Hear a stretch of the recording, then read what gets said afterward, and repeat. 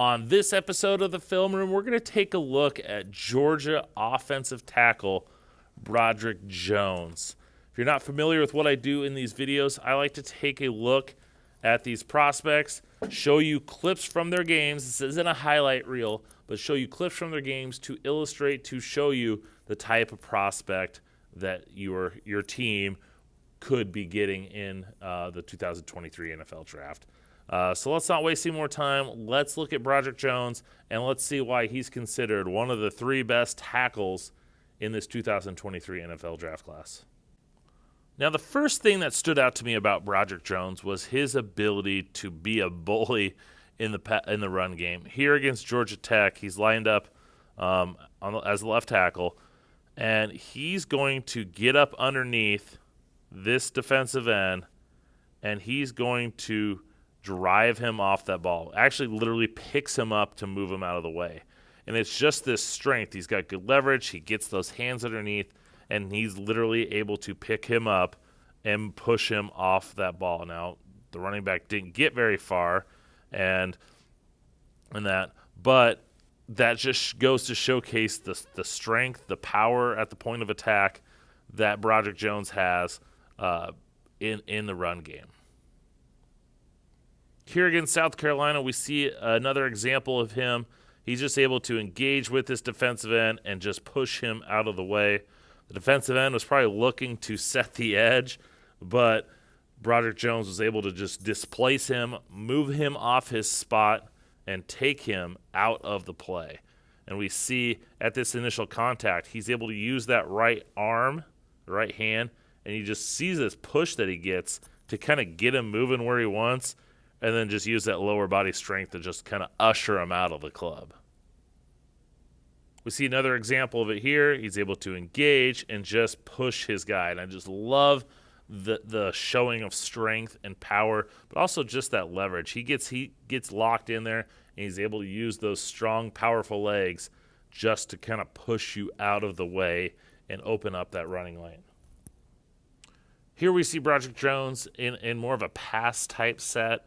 2-point stance, and he's still going to be run blocking, but I love his just aggressiveness to go after and attack at that defensive end, kind of almost like a little quick set in the passing game, but just engages with him, is able to occupy him, and still kind of push him around a little bit, and it just shows in all four of these clips just his ability to be a factor in the run game. He's attacking, he's physical, he's powerful, he can occupy you and wall you off. He can also drive you off the ball and create a running lane for the running back.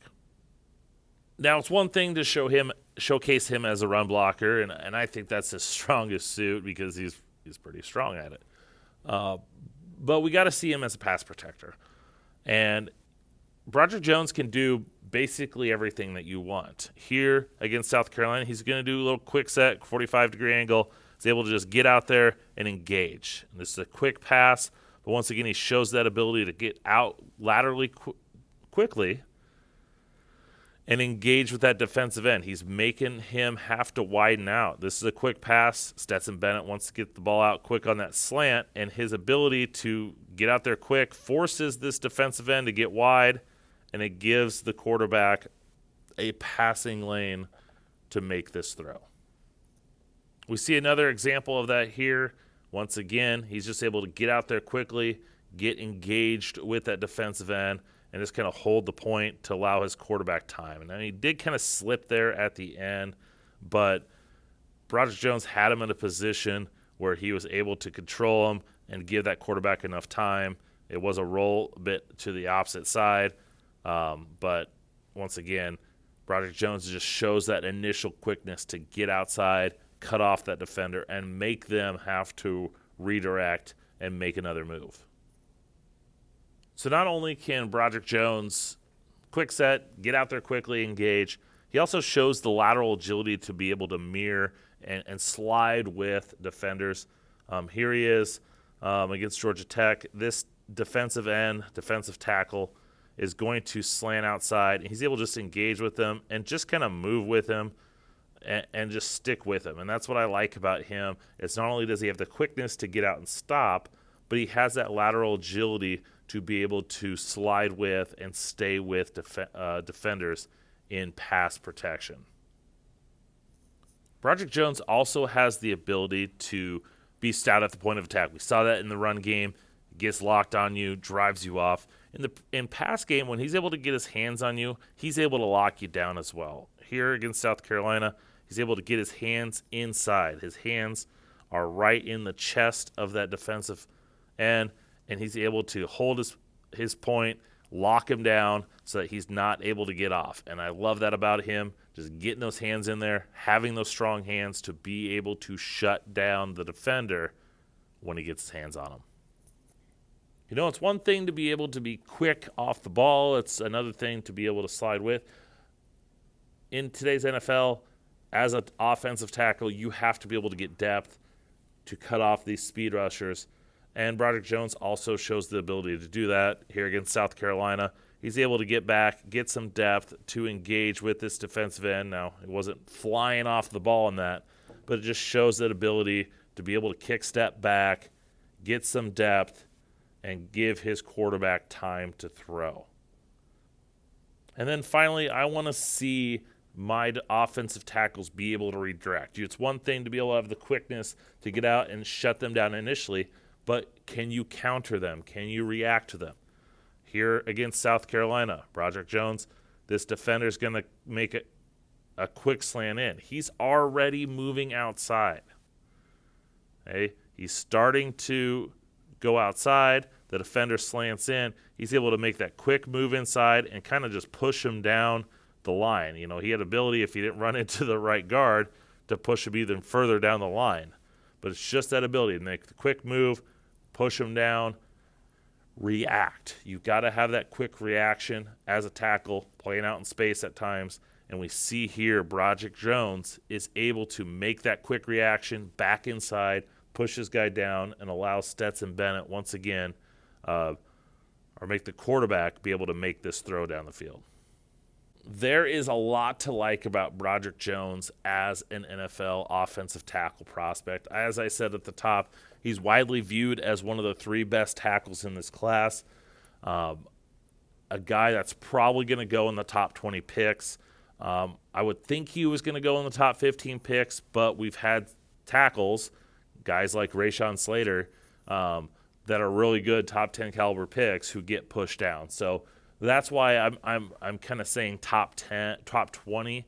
I could see Broderick Jones going higher, but that could, you know, based off of who goes ahead of him, that could cause him to slide a little bit. I think teams like the Tennessee Titans, the New York Jets, lots of teams in that 11 to 20 range need offensive tackles, and a guy like Broderick Jones could be their pick. Now, I do have some concerns. I just spent the entire video talking about all the good things about him, and he does a lot of things really well, but he worries me a little bit. You know, he's only a redshirt sophomore. He's only got 16 starts, which is, you know, 16 for most teams. 16 is like a two years. You know, him playing conference championship games, multiple playoff games. You know, he's had the chance to play at a high level and play, you know, 16 games.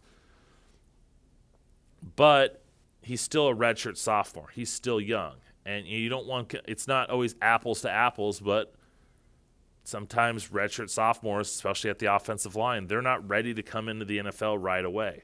And there are some flaws in Broderick Jones's games. He can play a little too high, especially if he's in a 2-point stance.